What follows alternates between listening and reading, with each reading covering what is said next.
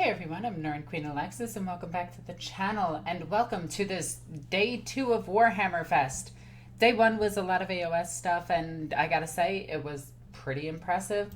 Really nice, but that's not my cup of tea. My personal cup of tea when it comes to AOS is Daughters of Cain, Slaanesh, and that's pretty much it. So day 2 popped in and day 2 brought us some Sisters of Battle and brought us some goodies. Like really good goodies, including a High Lord of TERRA out of absolutely nowhere. Like, I was not expecting this at all. God Emperor, hear my prayer. As our worlds burn and our faith is tested, give us your strength. I'm really hoping those suits can deep strike. And our people falter. Give us your fury. As our enemies fall and their works are cast down, give them so cool. your mercy. For they shall not have mine. Okay, that's really dope. And the model looks amazing. Like, the war suits, the Nundums, definitely look like they're straight out of, like, Infinity. But I have no problem with that because I like Infinity's models and I think they look fantastic.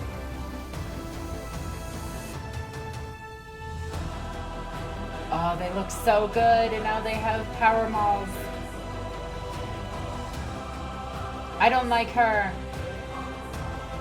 Like, she just kind of looks like a statue. I'm not a big fan.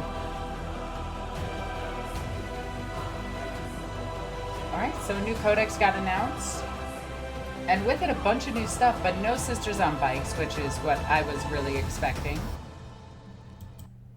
So, still overall pretty cool. So what we can see that she has some type of cluster rockets. These are probably strength 6 or strength 4. Probably large bursts of shots instead of concentrated strength 8 shots, because strength 8 is typically 3 and 3. And we can see that with the other suit that's down here. Not these girls. These girls are awesome. Yeah. Actually, this one. This one would have the strength 8 rocket, but those seem more like cluster rockets.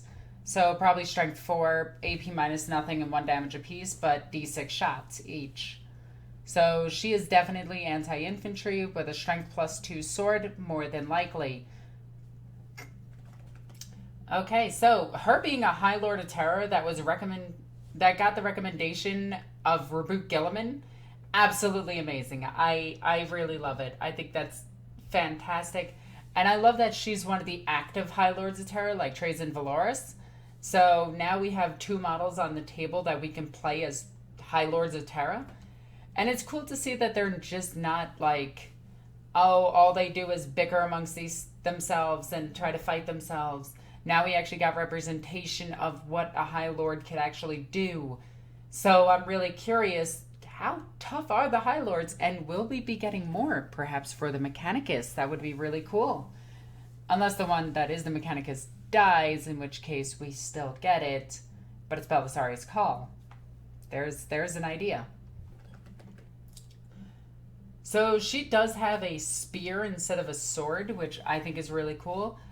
So more than likely it has something to do with her assault, and it's probably AP minus 2 to 3 with probably around D3 to, I'm going to guess 2 D3 or 3 damage. I'm going to say that this is not a damage 1 weapon. Again, you can see the back is very much inspired by Terminator plate, which again I really like. The heavy bolter looks absolutely fantastic and has a way of not being reloaded in any way, shape, or form. Like this girl, once she is out of ammunition, she is done for. That's it. So it's going to be one of those things where an armory cherub is going to have to run up and reload their weapons, or we're going to need a serf or a sentinel to run up and fix the weapons. Not fix the weapons, reload the weapons. Because there is no way she's getting to the bag. Alright, and then we got this hideous model. Banner is amazing. Model itself looks really, really, really cool. That face is horrific. But overall, that's kind of what I've grown to expect from GW's models at this point for Sisters. So we do know that the model can have its head replaced, which is weird because she looks absolutely incredible. Very well done. So they're purposely designing Sisters to look like this. And I get it. It's supposed to be historically accurate to nuns of a certain time period. I think it just looks silly, but that's just me. I won't be using this. I'll be using their helmeted version. The Preacher looks pretty cool. This is a Monty Python reference with the two of them. So there's another reference for you. So we got Infinity and we got Monty Python so far. So 2 for 2. Going pretty good. This model, the Dogmata, like, I don't like her lore that she forces people into the Repentia squad, because the Oath of Repentance was always something that was volunteered for, and the Mistress of Repentance would determine whether or not you can come out of the Repentia. The Dogmata seems a little bit to me, and personally I'm not a big fan of her model itself. I'm probably going to buy another Mistress of Repentance and replace one of her hands with a giant club of some sort, or maybe make a weapon of my own, because this weapon, yeah, I get it, it's supposed to be like a giant mace, but it comes off a bit goofy, and her whole posture comes off a bit goofy, and I want more action, dynamic poses from my miniatures. Overall, I think she's going to be necessary in a Sisters army, so we're probably going to see about one in every army, especially if she also boosts the number of attacks Sisters get. So we can have a total of 4 boosted attacks. And the 4 boosted attacks are Bloody Rose, Triumph of St. Catherine, a Priest, the Banner, and then her. Then we get the Palatine, and I actually really like the Palatine's model, and I'm hoping she's being released separately. The Palatine, she'll be available separately for the first time. Personally, I kind of just wanted Piety and Pain. Like, it was short printed. I didn't like that. I'd much rather her equipped with a different weapon, but for now it just looks like bolt pistol, or no pistol, or plasma pistol, and it's really lame. Then we got the Sacristans, and we've looked at these before, but now they have their power mauls, which I think is really, really, really, really, really cool. I like the power maul, but I'm probably going to use the other ones a little bit more, because the halberd / poleaxe / pike thing weapon that they are using, because there was a whole debate about what that weapon actually was in the comments of the last video. It is a poleaxe of some description. I personally like that poleaxe a little bit better, but again, just seeing these girls, absolutely incredible models. It's cool to see darker skin that's not blatantly offensive on Sisters. I'm not really a big fan of the heavy metal paint job on their faces, but overall the models look incredible. Yeah, heavy metal just can't paint faces anymore. Like, I'm sorry, they just can't. That looks goofy. Like, the problem is the models themselves look fantastic, and I know the heads are going to look fantastic. It's just these painters who painted this face is just not that good. And I'm sorry to say that. The rest of the model looks absolutely fantastic and leagues above what I could actually do. But that face looks goofy. Overall, I do like their weapon choices, and I love this stuff on top of them, the flourish on them. And I want to add something like this maybe to my Sororitas armor, but that stuff is already weighed down enough. So I might make a new Sororitas armor to encompass all of the different changes and everything. I'm still going to be rocking a corset because I don't like that they changed the corset a little bit, but that's just me. It's cool to see that they can get a plasma pistol and an inferno pistol, but where the hell am I? That's a hand flamer. Where are my inferno pistols?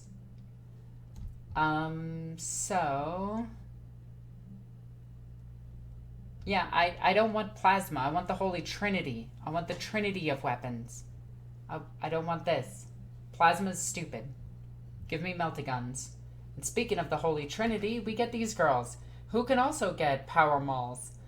But personally, I think the swords are going to be a little bit better. But this actually makes me wonder, since the power maul is +2 strength, is the sword is +1, is there really any reason to take this mace over the sword? The sword is AP3, the maul is AP2.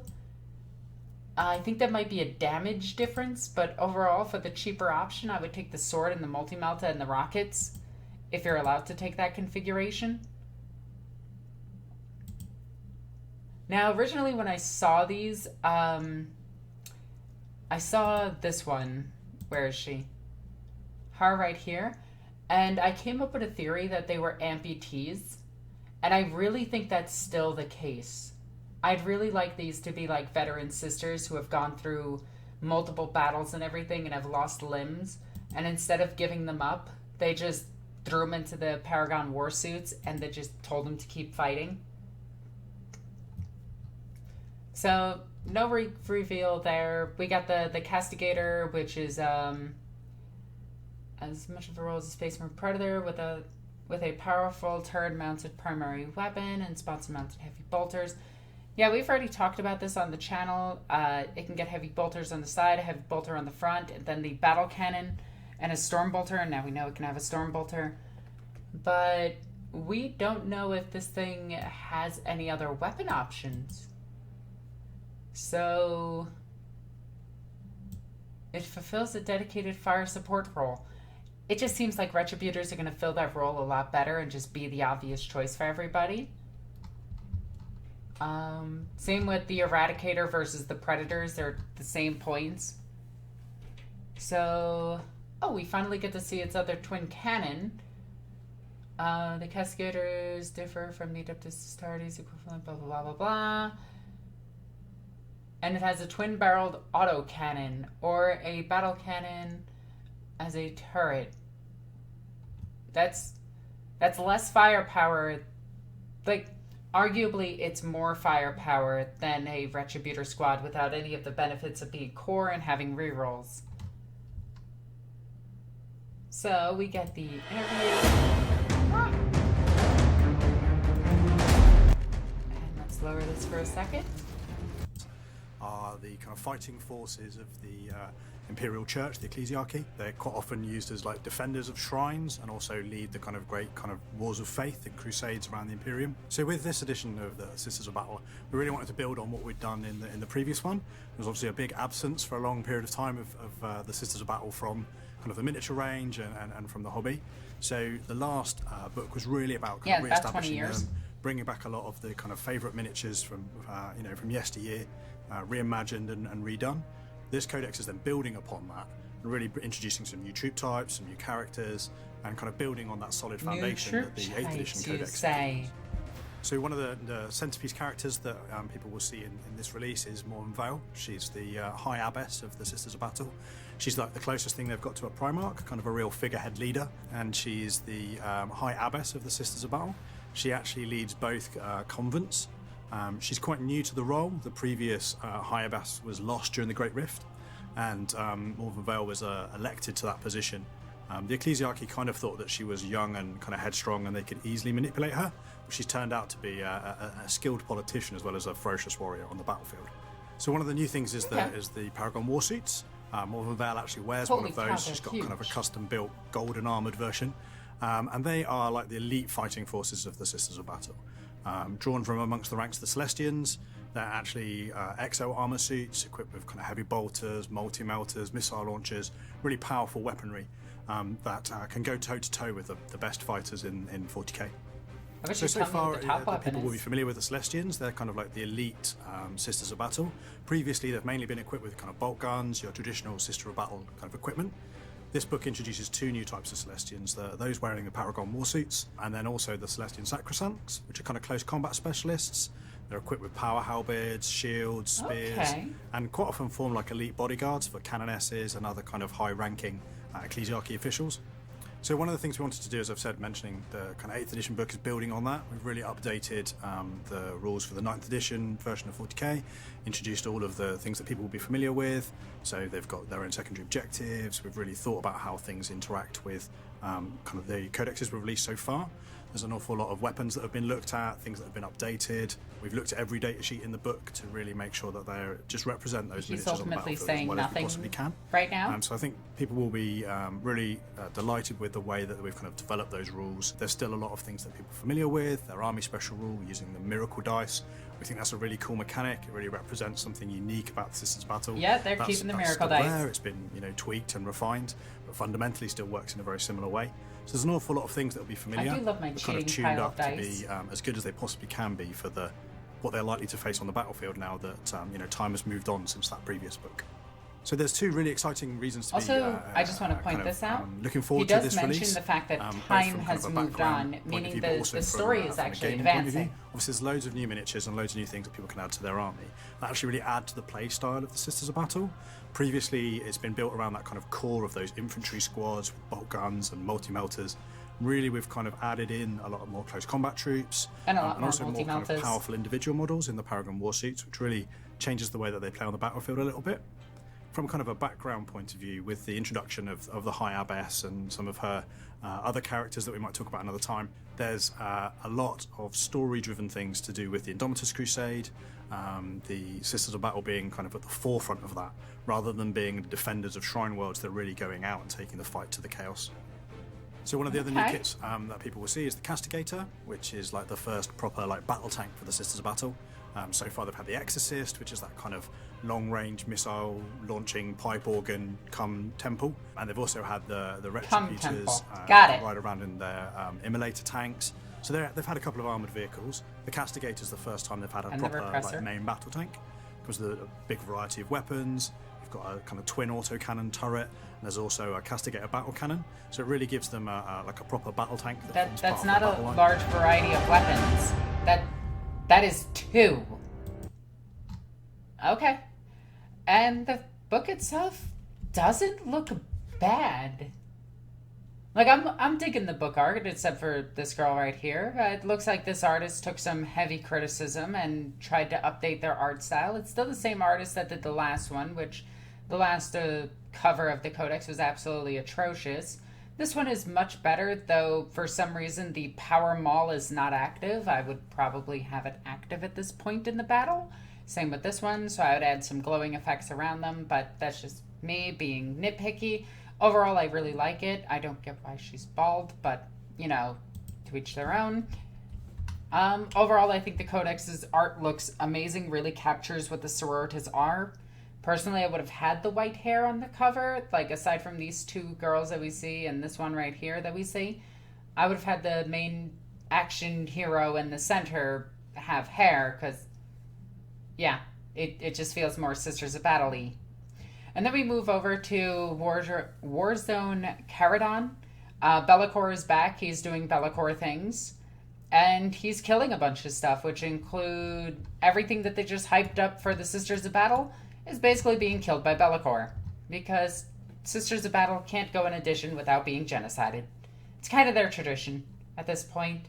I do like how this dock is built. These are, over here in the corner, these are actually the void shield generator parts that go up of it on the sides.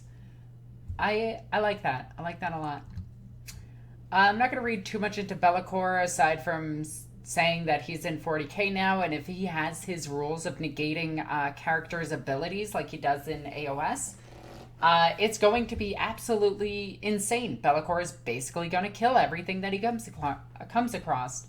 And then we have the set for terrain. The terrain sets are usually really good values. They come with a box, a good chunk of terrain. You buy 2 of these, you can cover pretty much an entire board. And they're pretty decent for building up Mechanicus worlds and everything. And that is pretty much it. Overall, I gotta say, out of everything I called for Sisters of Battle, we did get essentially the Terminators in the Paragon Warsuit. We did get a Primarch equivalent. It was not what I expected. I was not expecting a High Lord of TERRA. We didn't get a bike, which kind of upsets me. But we did get an equivalent to something similar to the Deathwing with the Sacristans. I think these are really cool. I really dig them. The war suits are where it's at, though. These things are going to be absolutely scary as hell on the battlefield. And I think these are going to be the new go-to. It's going to be 3 5-woman squads of sisters with 2 melta-guns in each. Combi melta on the sister superior.